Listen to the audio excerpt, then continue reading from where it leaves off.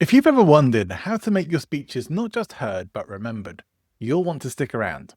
By the end of this episode, Noel shares how even small shifts in your structure can radically transform your impact, whether you're convincing the boardroom or the nation.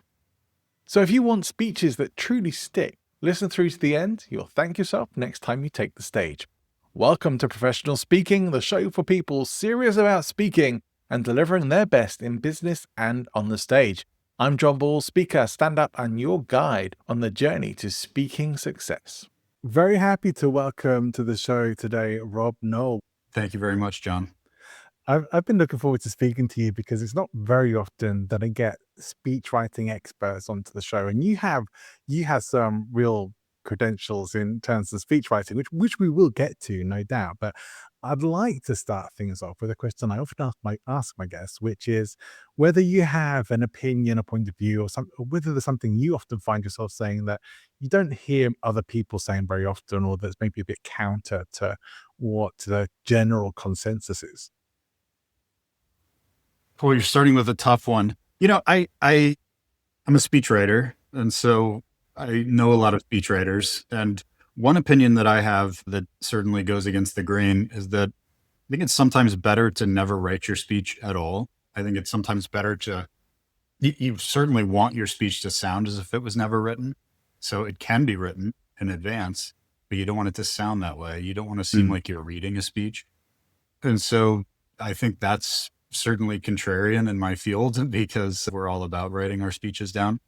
But that's not always true. I mean, certainly if you're the president of the country or a CEO going on Who an knows what you're call talking or about? something, you want to know exactly what you're going to say.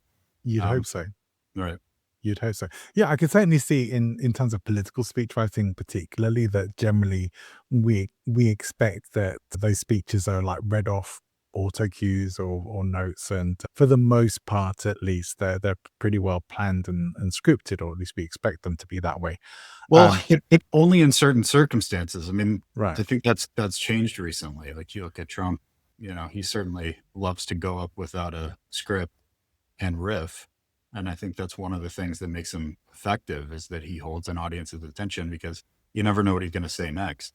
When he's reading a speech, people get bored, and that's true for a lot of people. But if you're giving a State of the Union, you don't have a choice. If you're giving, you know, Right. a speech on a topic you're not familiar with, you have to read it. The stuff that you just have to make sure that you say, right? Absolutely. Yeah. So one of the things when we first chatted, one of the things I thought was very going to be potentially interesting for us, because I think most of my audience, maybe even all the audience, really are probably not going to be in the area of political speech writing. I could be wrong. I hope somebody will correct me on that as to what their points of crossover might be, or what the relevance of somebody with your experience would be as a speechwriter outside of the political arena. Would you say it's much the same, really? The principles and everything else are the same, or is there a particular style that you tend to find more in the political world and not in other areas? There are areas of overlap, and then there's areas that are distinct depending on the discipline that you're in when you're a speaker. In politics, just like in everything now, it's all about stories, all about storytelling. You see this all the time with politicians. They all have an origin story, a reason that they're running for office, a reason that they have the convictions and opinions that they do have. And telling that story to voters is a big part of what makes them, what makes their brand as a politician. And then the ways that you structure speeches are often very similar across the private sector, the public sector. Influence coaches have a way of speaking that's very similar to TED Talks, and that can have a lot of crossover into politics. So we can talk about all of that in more depth. But then there's also plenty of areas that don't overlap. I mean, when you're talking policy as a politician or as a government leader, you're getting into different modes of persuasion than what you would want to use, as a more in the coaching area, which is I think what you specialize in. Yeah. But tell me if I'm wrong there. No, What do you, I can actually see what you're saying, and I'm curious as to whether you would think the things that make somebody a good political communicator would be the same things that make someone a good communicator in general. Yeah, I think that what you see with people who are really great is that they're original. They're totally themselves. That's true of any form of art, and speaking is an art, much more than it's a science, although we can do our best as practitioners to reduce it to a science. But really, it's an art. And so when you bring your own flair to it and you have your own way of being that is confident and distinct, that's what captures attention and what makes you, I think, effective as a speaker. So there's that. But there's Mm, also, I think, just love of it that I see in really great politicians and really great speakers. So right. people who just they're there because they like to do it. They're energized by sort of plunging into a crowd and speaking, in front of big audiences gives them that sort of that energy that you need, I think, to be really good at it. So Yeah. those are two areas. I've always thought that since ancient times, the ability to speak effectively has been one of the, if not the top leadership tool or ability that you really need to have. I still think that's the case, but do you also agree with that? Do you think that's still one of the key things, like a good leader has to be able to have that level of communication ability? I think there's a lot of truth to that. Certainly, the leaders that we know the best throughout history are great speakers. I mean, think of Churchill or even Caesar, even though we have no videos of him, we have Right. his quotes and know him to be a great orator. Then that's true of Kennedy and others, US presidents. But then I think there's also other kinds of leaders. There's, if you think of a company, there's your CEO, which probably needs to be a good speaker. But then there's your COO, there's your, head of HR that are all good at different things. That's true in government as well. You've Right. got your legislators, your statesmen, that speaking isn't as integral to what they do, although it's certainly still useful if you can be good at it. But we certainly can point to many examples of great leaders who aren't great speakers, and that also gets back to, I think, just being yourself. Like you look at the difference between Steve Jobs and someone like Bill Gates. Take Bill Gates for example. So this is someone who's more shy, not as comfortable as a speaker, a Yeah. little more reserved, but still a very effective CEO. Yeah, absolutely. It's interesting that even at those examples you give, I mean, when people refer to talks and communication, they nearly always refer to Steve Jobs over Bill Gates, right? It's Right. Yeah. interesting because I think the way he presented stuff was kind of special and different, and really connected with people in a unique way. And I think that's what a good speaking has the power to do. And do you think, well, in terms of a good speech and outside, I mean, outside of the political arena, whether that's in corporate or any other area, what do you think are the components that really have to be there for it to be a top-notch speech? Well, I'd be interested in your take on that too, with the types of people that you work with. But there has to be what I call a thread of steel that connects the entire speech together. So it's one single organizing idea. Sometimes it can be as simple as a phrase. With Obama, it was "Yes, we can." With MLK, it was "I have a dream." That connected that speech and the different sections of it together. But more often, it's going to be a sort of thesis statement, one thing that you're arguing, a point, an insight, and you want it to be simple and you want it to be powerful, not obvious. And you're stating that at the beginning and then you're referring back to it constantly throughout your speech. So that's the thread of steel is key. I mean, you've got to have attention grabbers all throughout a speech. So that's another area. I mean, attention spans have never been shorter than Right. they are today because we've never had more content competing for our attention at any given moment than we do now. And you're not just competing with other speakers, you're competing with Netflix and Instagram and algorithms that are designed to hold attention. As a speaker, there's so many different ways that people can spend their time besides listening to you. And even when you have a captive audience, there's no such thing as a captive audience. People's Not minds anymore. wander Yeah. to whatever they want to be thinking about dinner or what they're going to do that night. So holding attention is critical in speech writing, and stories are a way to do that. Rhetorical questions are a way to do that. Shocking statistics. There's all sorts of different devices. Yeah. I think I agree on how important it is to hold people's attention. And one of the things that I will usually say to clients and in general conversation as well is how essential the entertainment factor is as a speaker these days, that you don't have to come out and be like tap dancing and juggling and all those things, but you do need to have some level of entertainment in the way that you deliver, because dry delivery makes it harder for people to stay tuned into you. The humorless delivery, or the lack of stories, or stories that don't really go anywhere or make sense, is that there's all stuff that will get people tuning out. But this entertainment factor is that I feel like people often call speaking, professional speaking, particularly outside of the political arena, more of a field of edutainment. Is like it's educational and it's Mhm. entertaining, and so we've got the portmanteau of those two words together quite commonly used. But I do think that that's critical and not addressed enough, when I still see so many speakers trying to just pack information into their talks. And you know, a lot of the people I work with have books out, for example, and they're trying to condense the content of a book into a 45-minute Right. keynote. Not a good idea. Yeah, generally not a good idea. So I think it's similar to what you're saying, but not maybe just different. Maybe the same thing in different words, but maybe some differences as well. Yeah, I think that I sometimes compare it to if you have a dog at home and you're ever trying to give them a medication, you're gonna wrap the pill in a piece of bread or in a piece of turkey or whatever. You've got your medication, your spinach that the audience needs to eat, and then you need to package it in a way that's gonna have that entertainment that's gonna make it digestible and it's gonna make it go down easier. And so that's the entertainment that you need to bring to a talk. And you're not gonna get them to take that message that you need them to take if you don't have the entertainment side of it as well. Yeah.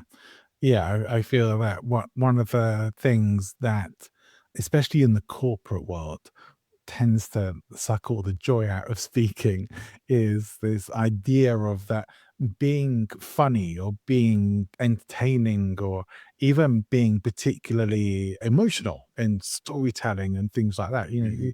You're supposed to keep on this sort of level playing field emotionally, where this is the professional way to show up. You're supposed to look and sound like a professional, and we have this weird concept that that's what a professional looks like: someone who doesn't get overly emotional, somebody who doesn't Right. crack jokes all the time or whatever else. Is like is supposed to be business focused, unemotional. All those kinds of things that we associate with, still to some degree associate with business leadership. Yes, I think there's a balance to be walked, particularly depending on the role that you're in, of bringing your sort of private personality to the public face that you present to people. And that's, I think, maybe back to being an art rather than a science. I don't know exactly how to articulate what that balance is, but there's you kind of know it when you see it, of when something crosses from being, oh, this is relatable and engaging and funny, to then crosses over to being inappropriate or awkward in some way. So I think great leaders sort of know that instinctively, and other people need to sort of experiment a little bit in order to find what works and what doesn't for them. I particularly liked what you were saying before about the iron. Was it iron thread you said? Thread of steel. Thread of steel. Sorry, steel. Close. I was close. The thread of steel running through this. Like, I think I see that more in stand-up comedy acts than I do in a lot of talks. That How so? Like in what's an terms example of from stand-up? it's hard to think of a specific comedian as an example here, but just to more generalize it, that a lot of an act will be, I say it's from my own act, but other comedians I see as well. A lot of it will be threaded through. It will be on a theme, on a particular theme. This is what you're talking about, but there'll be these callbacks to something you said earlier, or thing Yes. back, or maybe even a catchphrase as well. And I think people are a little afraid to use catchphrases, or the things that we maybe would seem like a catchphrase, like you were mentioning, Martin Luther King or Winston Churchill, or whoever, who had those phrases that would be in their speeches that made them very memorable, that the bits that people do remember from them, that I think people shy away from them and don't use them nearly enough. Probably more, and people do use them more. more likely in political communication, but I think those things are still very effective in any kind of communication. They're effective in a comedy act, they're effective in a keynote, they're effective pretty much anywhere. I know exactly what you're talking about. I've seen this in comedy where someone will tell a joke and then go on to the next topic that's seemingly unrelated, and then that topic will end with a callback or a reference to the previous joke. Yeah, there's something about that. I think for audiences, it's something about the way our brains work that we like that sort of symmetry and closure, and that is a speechwriting 101 trick of bringing a callback from your introduction back to the conclusion. So you refer back. Some people call it the circular ending. Some people call it callback in your ending. But yeah, I mean, starting with a story or an anecdote, and then in the end, you're circling back to it in a way that brings closure and creates a bookend to the speech and the idea that you're communicating. It's very powerful. Yeah. You've been a speechwriter for some well-known political figures, and I know you have a lot of great experience there. And for our audience, they might be interested to know some of the people who you've written for, who they might be familiar with. Sure. Well, my first speechwriting job was for Marco Rubio in the Senate. He's, of course, now Secretary of State, but I started with him in the Senate, and then he ran for president in 2016, and I was his speechwriter for that as well. He had never had a speechwriter before Oh, me. wow. He's had, several since, but that was a learning experience for him and for me to kind of figure out how to have that mind meld with another person and help them be their best self. Sometimes I felt like I didn't get that right. Sometimes I felt like I use the phrase like killing the mockingbird. He was such an amazing extemporaneous speaker that he never needed a writer. And then once he had a writer, he was sometimes felt wooden on a script, or it felt like it took away what made him special. But I think as we continued in that relationship, we both got better at it and certainly learned a lot. After that, I went to the U.S. Chamber of Commerce and I wrote for Tom Donahue, who was a bit of an institution in Washington. He actually passed away last year, but he remained a client of mine up until the very end. He had been in that role as CEO of the chamber for about 20 years. And so he had worked with presidents of every party going back to, Bill Clinton, or I think maybe before, and was just an incredible guy, but very different from Rubio. He was sort of Irish Catholic, Brooklyn born, tough as nails, sort of never kind of used any emotion or pathos too much in his speeches. It was much more kind of hard, fact based. So very different from Rubio. But then from there, I went to the State Department. I wrote for Mike Pompeo, who was the Secretary of State, and that was a great experience too. I mean, he was incredibly. I respected him a lot. He was from, had been top of his class in West Point. He had gone to Harvard. He had led a tank battalion in the Cold War. He had been a business leader, had been head of the CIA, and then had gone to the State Yeah. Department. So incredible resume and person to get to work with and learn from in the process of writing for him. And of course, got to travel and all that fun stuff in that job as well. Yeah. I'm curious. I think maybe the listener will be somewhat curious on this as well. But if you can give us some insight into what that process is like, of like, w- in what way what way do you need to get to know people to be able to write for them, and to be able to write in a way that's going to sound like it's them, and what's the point at which you kind of feel or get the sense that you've got things right, you've got their voice, you've got the right kind of style for them in their speeches. I mean, I sometimes compare it to character writing in a book. If you've ever tried to write a novel or any sort of creative writing, you know that you have to sort of put your mind into the character's head and understand the way they see the world and the way they look at things. And so getting to know that person, having compassion for them and interest in them, it is certainly really important. And that's one of the hardest things to do when you're young and just starting out. You get into speech writing and you see these people as larger than life, but they aren't. They're just people. You come to learn that there's just as much diversity in terms of personality at the top as there is at any other level. And so getting to know the unique personality of the principal that you're writing for is really important. It's ideal to get to spend time with them, but you don't always have that luxury. You know, did with Rubio, did not as much with Pompeo. He was just too busy, too scheduled. And so getting, one-on-one time with him was just not something that we often did. But you can substitute for that in other ways. And sometimes we'll transcribe interviews or unscripted appearances like podcasts, exactly like this. And you get a sense of the way the person organizes their thoughts, the way their speech has a kind of cadence to it that's like a fingerprint unique to them. So you can pick up on those things, their word choices, the way words that they do use and come back to a lot, and others that they don't. So all of those are tricks, but really it starts with understanding and caring about the person. And I think the role of a speechwriter is kind of secretarial. You're in a service role to an Yeah. individual, and you have to block everything else out. You're not in a role to an organization. Your fidelity is to that one person, and often speaking is very vulnerable. People are even accomplished people are nervous going in front of crowds. They are very particular about the way they come off, and so you have to have the compassion to want that person to be and feel like their best self, and you're the person tasked with making that happen. So one thing that may be particularly relevant to add to that for people is that something so now is that there are people who will hire speechwriters, not in the political area, but to help them with keynotes and the likes as well. And so you want to make sure, I guess, you want to make sure that your voice is still coming through. But do you think that with a good enough speech, anyone could deliver it, or do you think speeches do need to be tailored to the person delivering them? They have to be tailored to the person delivering them, and they also have to be practiced.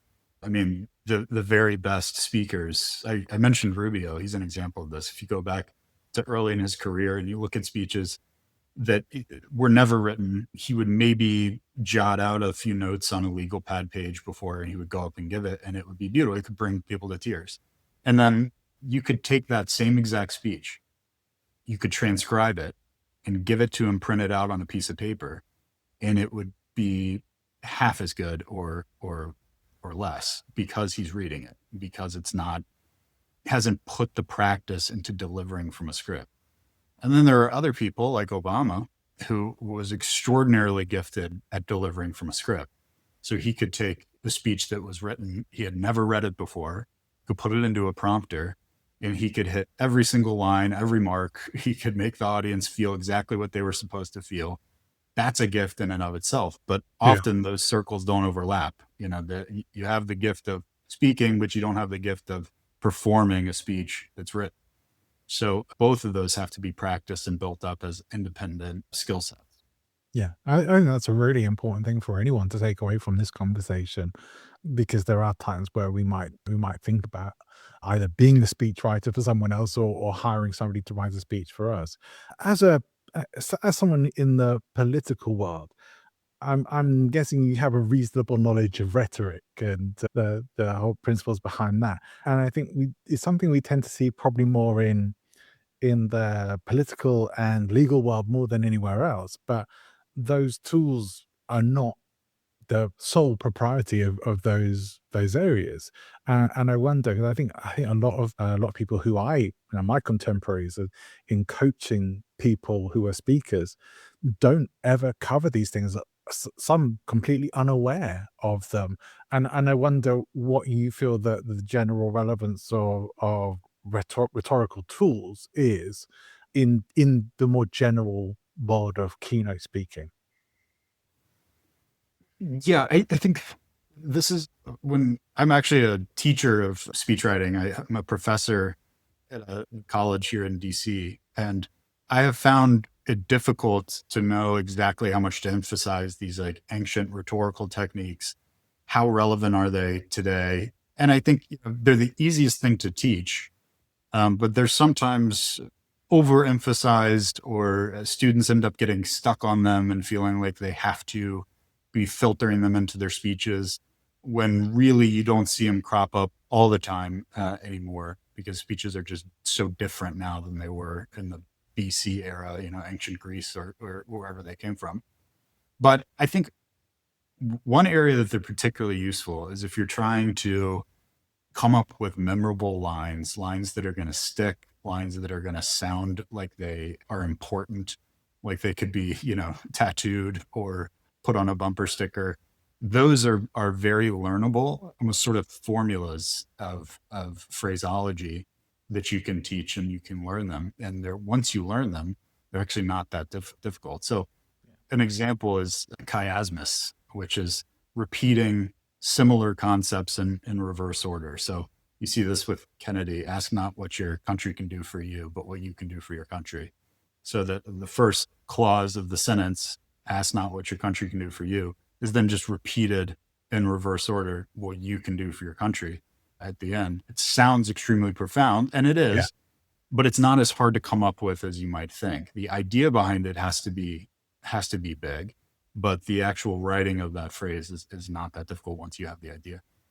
Another example is like, you forget what you want to remember, but you remember what you want to forget. I think that was Cormac McCarthy, but that's a great example of chiasmus too. Yeah.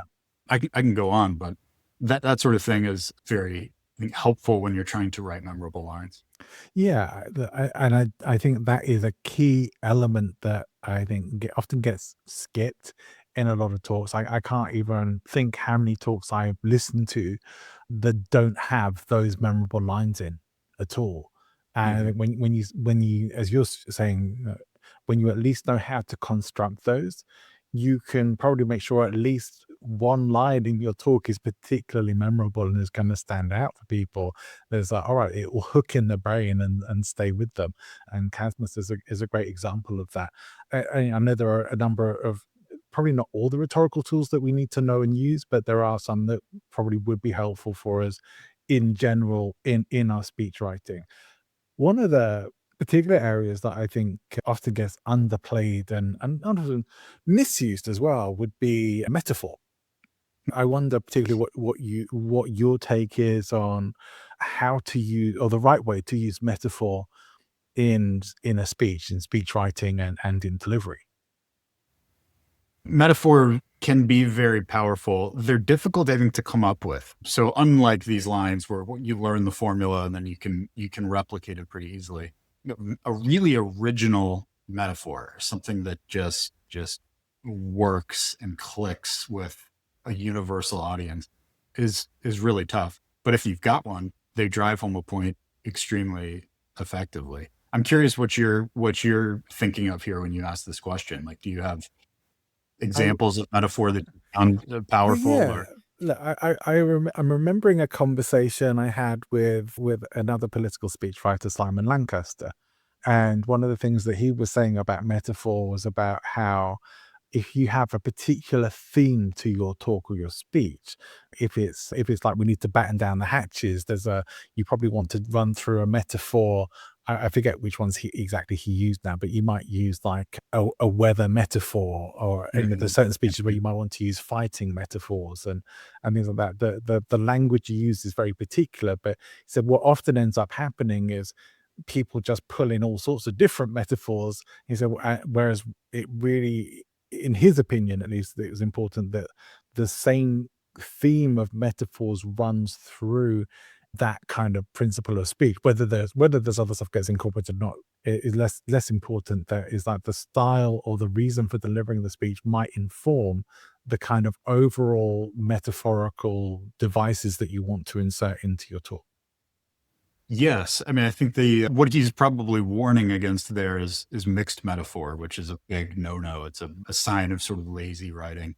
But having a single metaphor, a metaphor could be your thread of steel. I've seen it used before, and there's a metaphor that I saw recently referring to modern Western civilization as a cut flower.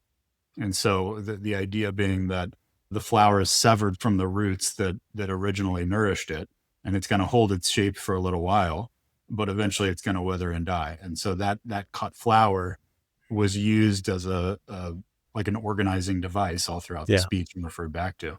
So that's very powerful. But again, that's hard to come up with. Cut flower, that's brilliant metaphor, but a really good one. And there's so many kind of cheap metaphors out there too, and ones that can border on cliche. People talk about self-licking ice cream cones and things like that are just Right. like, and you start to hear them over and over again, and they sound cheesy or lame. So I think if you can do it well and you've got a good one, then go for it. But otherwise, I would use them sparingly and certainly not to mix them. And metaphor or other, what are some of the speech writing cliches that you often come across that you would suggest people avoid? I don't know. I mean, really great speakers, the ones you're will never use the bald faced kind of cliches that you hear in other places. But I mean, one that comes to mind is when a speaker comes out and they say, "How's everyone doing today?" And they say, "Oh, we can do better than that. How's everyone doing today?" You hear this kind of thing, trying to rev the audience up, but it's like, oh Yeah. my gosh, I feel like I'm at a school assembly, in middle school. That sort of thing is just cheesy and kind of implies that the person is a novice, doesn't know what they're doing. Then I think there are types of speeches like TED Talks where there is such a tried and true formula to them. Like they'll use a cold open story. So they'll just come out and with no context launch into a story. That has become overused and tired, I think, to the point of cliche. And some of the structures that you see in TED Talks. Now, whether the average person notices that or cares, I'm not sure, but I do as a speaker. Yeah, it's always interesting to me how many people who come to me, either they've done TEDx. Nearly, I only know a few people who've actually done proper TED talks, but either they've done TEDx or they want to do TEDx, and I'm just not convinced of the value of it anymore. And maybe you are Why in a not? similar boat because I think that they have. My opinion is that they've cheapened their brand is by a lot of the TEDx talks that have been able to, because they're not really done, they're not decided from a central body anymore. They're decided from the people who get the licenses to put on the TEDx events. And Right. so they can end up with topics that you would never see in a TED talk or you'd never see from the central organization. Some of them complete pseudoscience, religious rubbish, stuff that would never make it into a professional keynote or TED talk presentation that has been allowed to be, even conspiracy theories and stuff that has made its way into TEDx. I feel that those are the stuff, and there's these sort of cliched structures that people use, and people have made businesses out of teaching people how to do them as well, to deliver those TED talks in. For me, it feels like they've cheapened their brand. But when I talk to people, as you said, I feel like most people are unaware of that. So it is maybe like some people are going to have that sensation, but the wider world probably is ignorant to it. Yeah, no, I know what you mean. I think I saw a TED Talk that was about how to wash your hands and use paper towels. It's like, we need this. Yeah. Well, John, I was thinking about your first time we talked, you were talking about your interest in hidden influence Yeah. and different kinds of ways that that's used and how influence can hide itself. So I'm curious to maybe talk a little about that. What have Yeah, you yeah, I'd love found? to. What are your big takeaways from that research that you've done?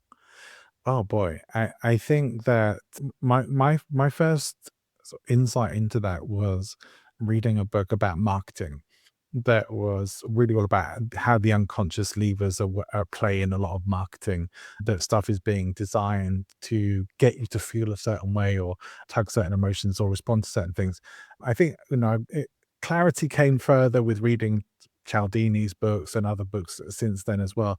Understanding that there are just these things that, because we so often run on automatic, they'll just trigger something, a certain way of thinking, or a certain natural response, or a certain responsiveness to other people, that we can absolutely use them to our benefit.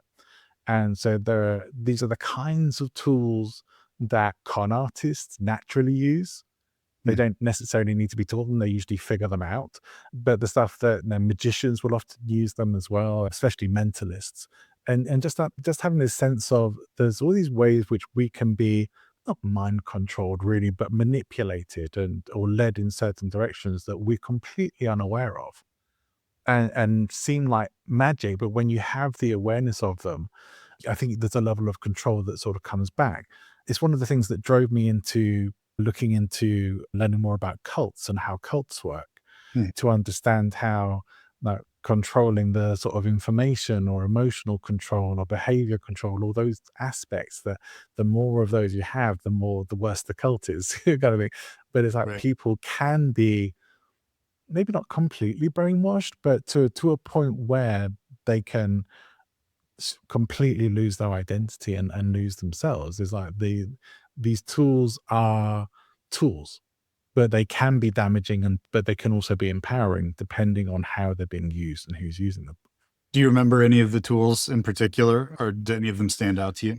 For cults or Cialdini or what? Either. I mean, just ways that people wield this magical power of hidden influence. So yeah, well, cults is an interesting one. So one of the techniques of cults, and a cult can be a group and it can be one person as well. But it's this technique called love bombing. Have you heard about this before? Is it just sort of flattery? Kind of, yeah. So it's a bit like, oh yeah, you feel like, oh, you're wonderful, you're amazing, all these compliments coming your way. So yeah, it is kind of buttering you up with flattery, but it might also be hugs and physical affection. It might also, also be not just telling you how wonderful you are, but it could be gifts as well. It could be all sorts of things that just all the attention is coming to you. You are being bombed with positive attention, and that then becomes this thing of like, it's giving you this level of security and flattery and attention that builds you up, but it will be taken away at some point, and you're going to feel like you want it back because it was so nice when you had it, and that actually pulls people in because they kind of want to get that back, but they're not going to Right. get it back. Yeah. Creates like a addictive cycle. Yeah. Yeah, definitely does. That's a very, very powerful manipulative technique that really is sort of exclusive to sociopaths and cults. But in the more general world of influence, even as something as simple as using the word because in a sentence, this is from Cialdini's work, can even if the because that you say makes no sense, people respond to the word, oh, could you do this for me because? They respond more positively if you use that word than if you don't include it in your request. Oh, that's interesting. Well, I'll have to think about that. Yeah, maybe it's something to do with the kind of cause and effect and how people like that. And It's it, this idea that there's a justification there, even if the justification is meaningless. I think one example that sticks in my brain from Cialdini was they were doing testing this on people cutting the queue to make copies when people still had to make lots of copies in their offices, and saying, "Oh, can I cut in the line because I have to make copies?" It's like, well, yeah, so does everyone else. It's like, right, right, but they're saying that even though the because makes no sense, you were giving a justification, and people just like, "Oh, right, yeah, okay." More right. often than not. It creates an illusion that there's a logical reason behind what you're doing, even if there isn't one. Yeah. Yeah, that's really interesting. I think that what we're talking about here is sort of the dark side of influence. Oh, very much so.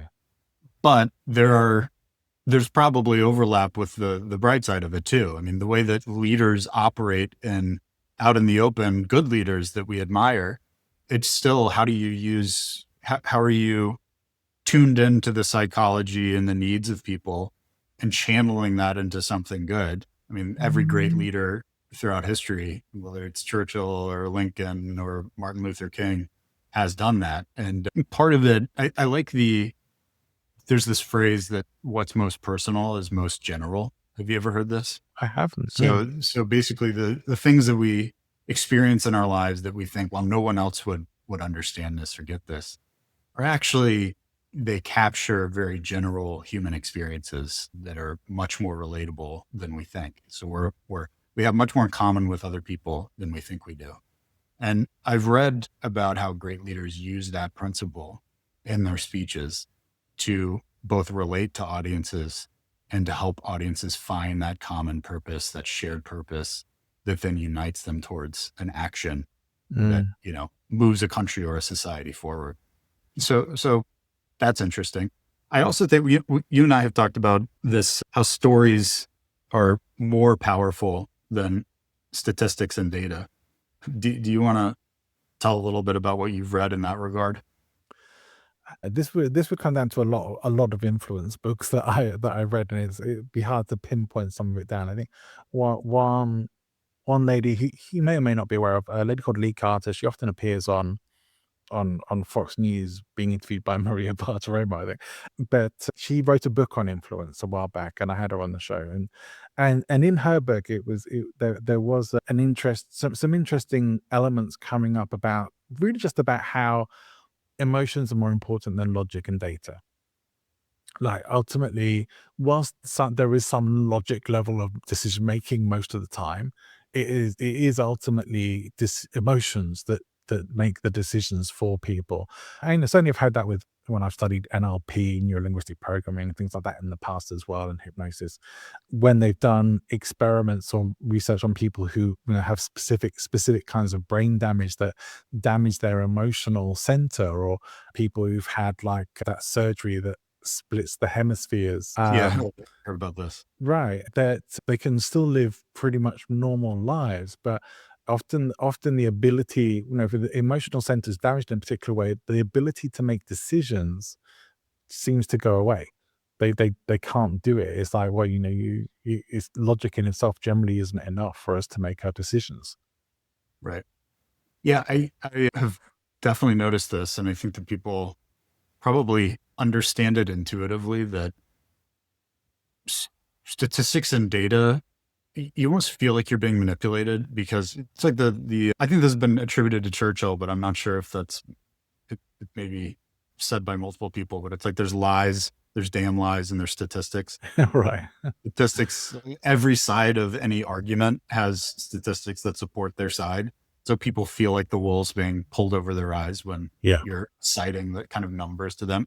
But somehow we don't feel the same way about stories and anecdotes. And people will forget the 3 points on policy from your speech, but they'll remember the story, and how it made you feel. And I think back to one of the first major speeches that I worked on in my career was with Rubio. He was giving the keynote address at the RNC convention, and he told the story of his parents. And when he was a child, this was sort of his origin story as a politician. And his dad was a bartender at banquets, hotel banquets. So he would be behind the mobile bar in the back of the banquet. And he tells of how Marco, would be laying on the couch and he would hear his father come home late at night after one of these, being out at a banquet all night, bartending bar. And he says that he would remember the keys jingling at the back door.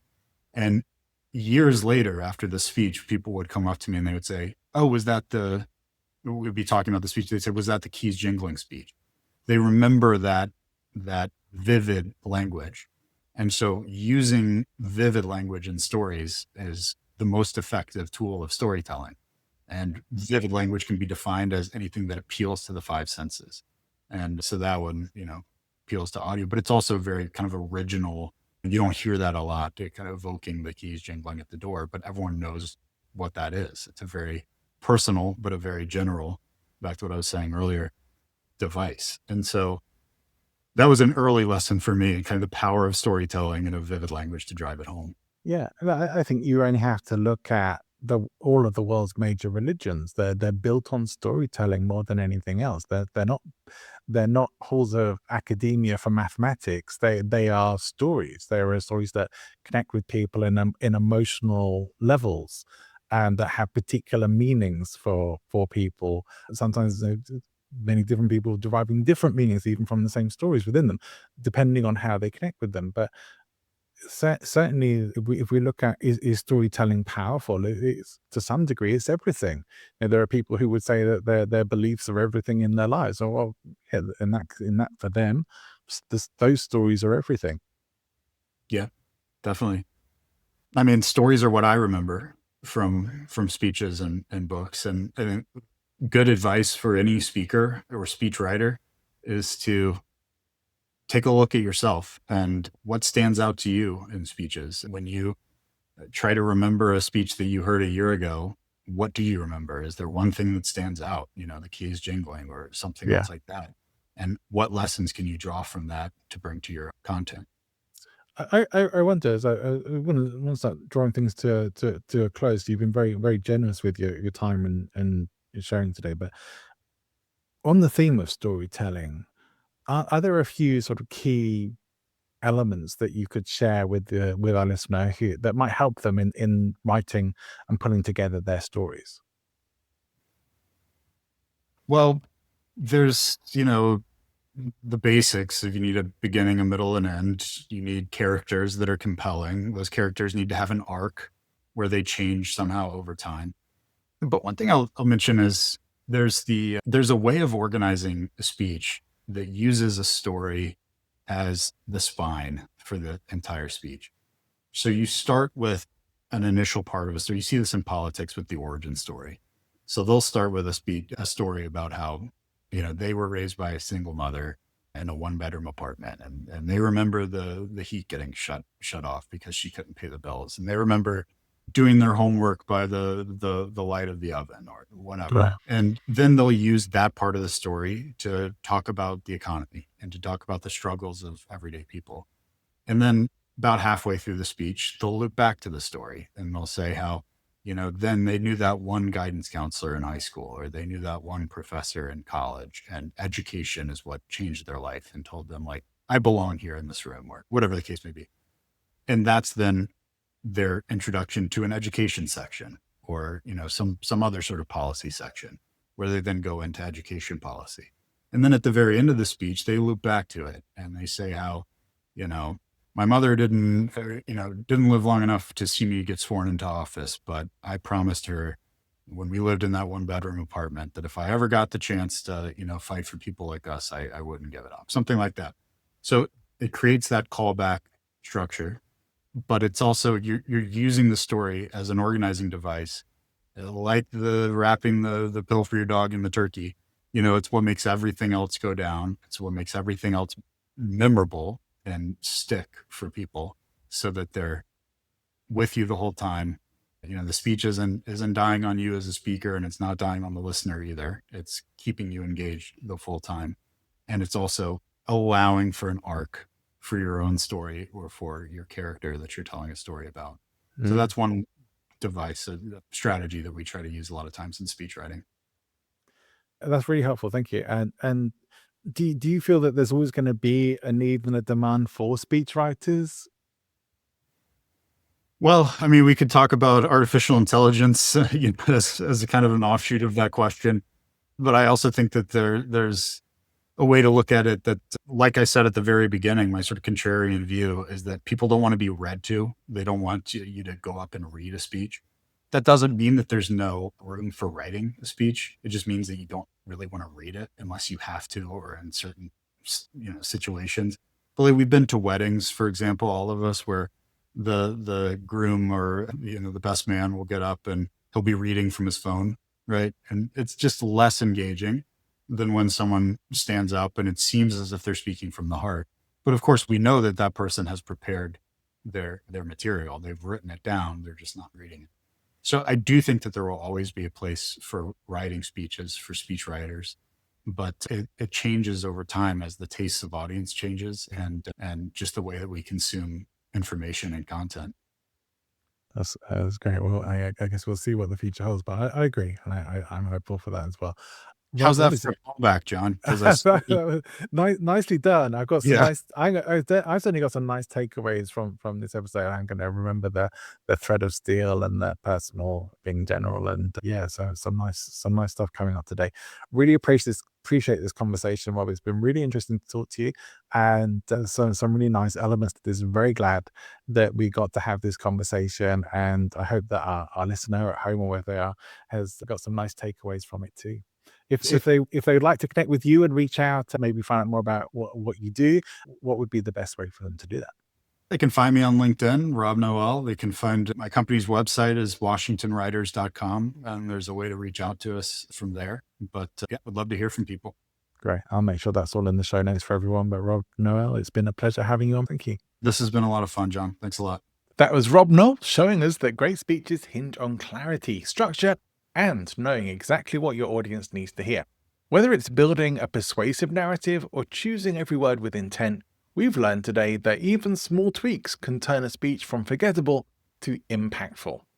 Take these lessons, apply them to your next talk, and make sure your message isn't just delivered, it's remembered. Before you go, if you haven't already checked out last week's episode with Julian Treasure, take a listen. It is an absolute treasure, all about the importance and power of listening in speaking.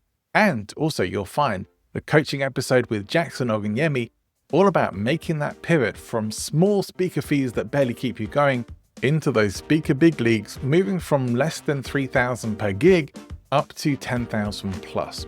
You won't want to miss that. So wherever you're going, whatever you're doing, have an amazing rest of your day. We'll see you next time.